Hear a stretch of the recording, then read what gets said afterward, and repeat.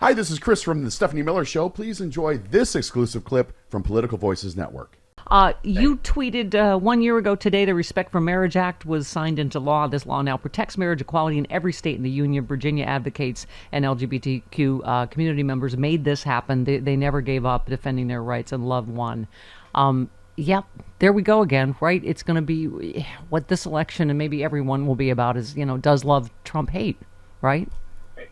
Well, and not just hate. Does love Trump hate and divisiveness and bigotry and turning the clock back and so many other things? And I think it does, especially when you've got some judges who are willing to, stick their necks out and do the right thing. And interestingly, and have gotten as we talked about in the first segment, have gotten death threats for their. This is the age we're in. The posting of names and addresses, the doxing of people. Yeah, exactly. I mean, it is terrifying.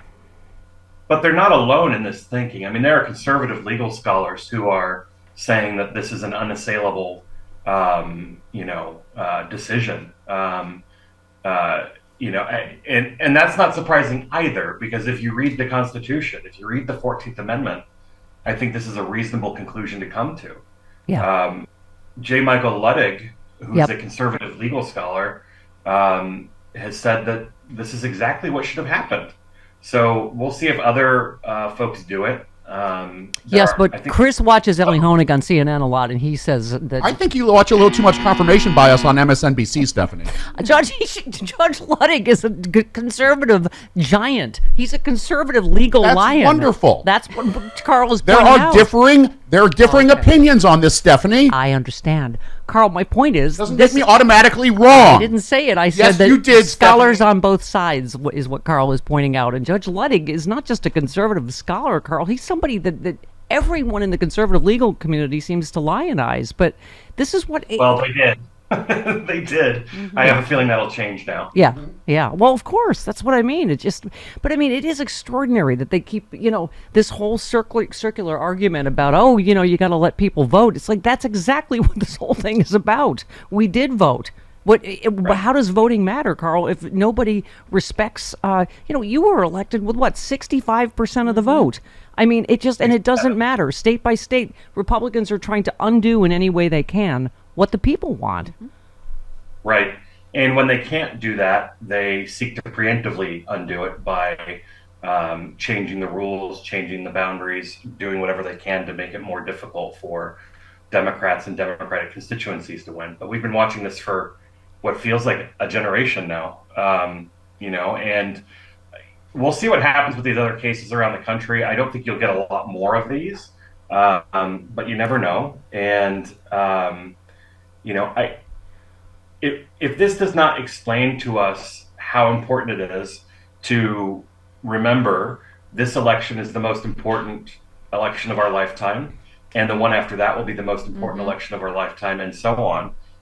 And as I always say, if you can wake up the day after the election and you're not exhausted, that's right. Not done enough. Well, that soundbite we just played, Carl, was Stuart Stevens, who's, a former Republican strategist.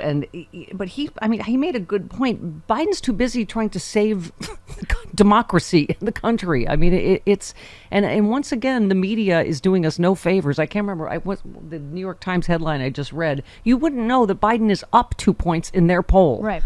Right. It's just how everything is framed as how is this bad for Biden, right? Well, I think since everybody ran around with their hair on fire, there's no more lighter fluid for the opposite to take place. Yeah. And, this is what it's going to be like, okay? They're going to play up how close things are. And don't get me wrong, we should always act as if we are 10 points behind and need to do everything we can to win.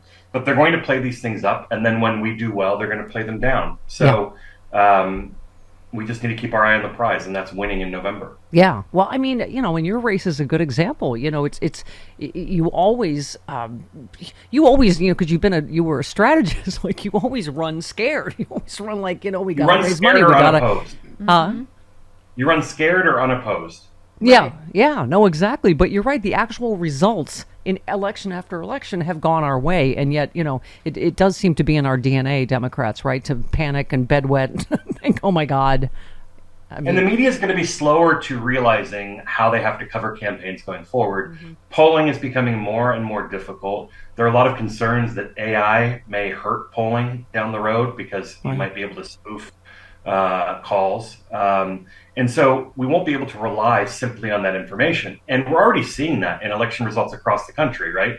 Where Democrats are far outperforming what they should have. Look at the 2022 elections. They're doing better than polling in almost every race that happens.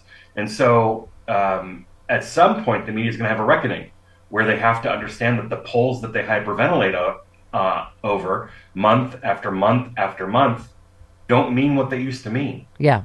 Yeah. Well, here's one more, Stuart Stevens, just to get your take. I was raised, as you know. Yeah, a lot of. In 2012, when I was working for Romney, on election day, Romney and Obama both had 50% favorables. I don't think we're going to see anything like that again for a very long time. So I think part of the coverage of this is based on a sort of outdated world in which 70% of the opposing party doesn't believe the president is legal. So once you don't believe the president is a legal president, what can you say? Well, okay, he's not legal, but he's doing a good job on inflation, or he's not. I mean, there's no message that's going to reach these people. I actually think Biden is going to win by a larger margin than he did last time, and I think it's actually going to be an easier race. Yeah, I get nervous that I just don't want anyone to get complacent, because I think that too. But it is. I guess it's terrifying that, like, here's another example, Carl. Texas Lieutenant Governor Dan Patrick raised the prospect of taking Joe Biden off the ballot in Texas as an apparent act of political revenge for Donald Trump. I mean, this entire party has just become Donald Trump's defense team. Whether he quotes Hitler, however he breaks the law, whatever comes out, they just, I mean, it really is extraordinary. Well, he told us this is how it was going to play out, right? That he could go down to Fifth Avenue and kill somebody, and the jury would let him. A jury of his supporters would let him off. So he knew this way back. We're still reconciling with it, or reckoning with it, and ultimately, I think what it's going to come down to is whether or not, I don't trust the polling, because I don't believe that people only say, when they say the country's not headed in the right direction, we always assume that's economic. And while there are certainly economic indicators that the administration and Congress needs to work on, I honestly believe that one of the things that drives anxiety in polling and feeling that things are on the wrong track is the worries about our democracy and the perception that we're on the precipice of doom, right? Yeah. And so that creates a sense in people that things are not okay.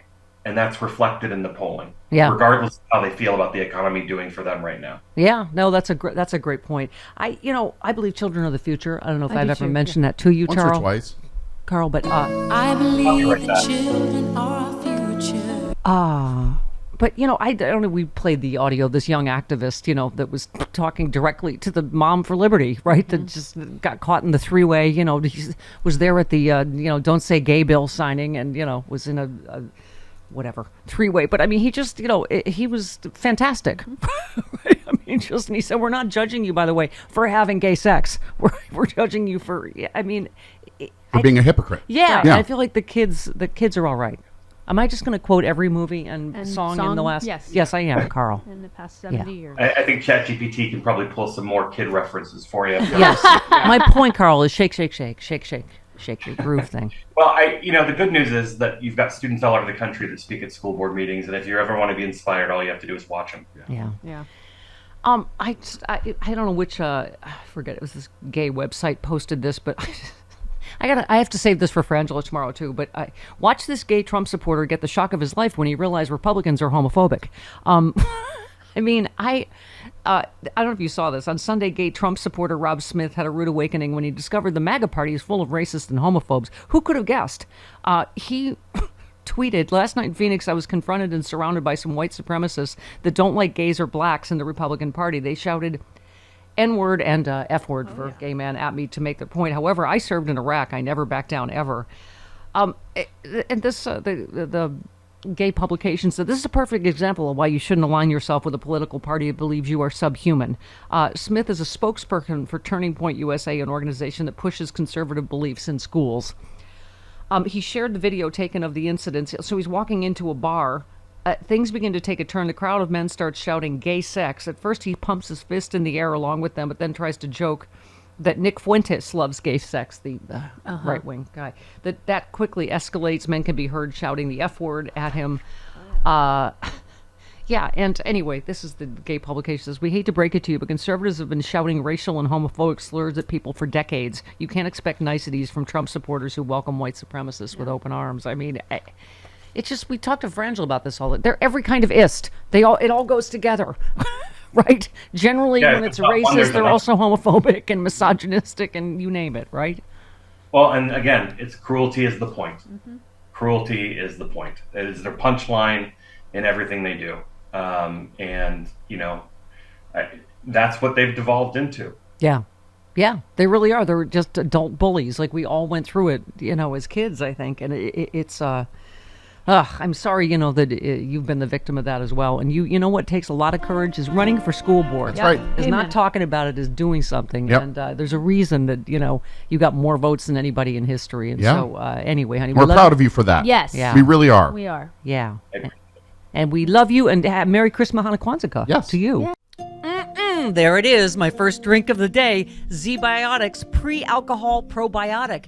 Many of you know my story. I stopped drinking wine for 3 years during COVID, during the lockdown as part of a health reset. Now I drink wine in moderation, but this is an amazing new product. I've always believed in probiotics. And Z-Biotics, check this out. You drink just one of these. It's the world's first genetically engineered probiotic. It was invented by PhD scientists to tackle rough mornings after drinking. I am using this and I feel great in the morning. I don't have to worry if I have an extra glass of wine, I still feel great in the morning. Here's how it works. When you drink, alcohol gets converted into a toxic byproduct in the gut. I've always had acid reflux problems.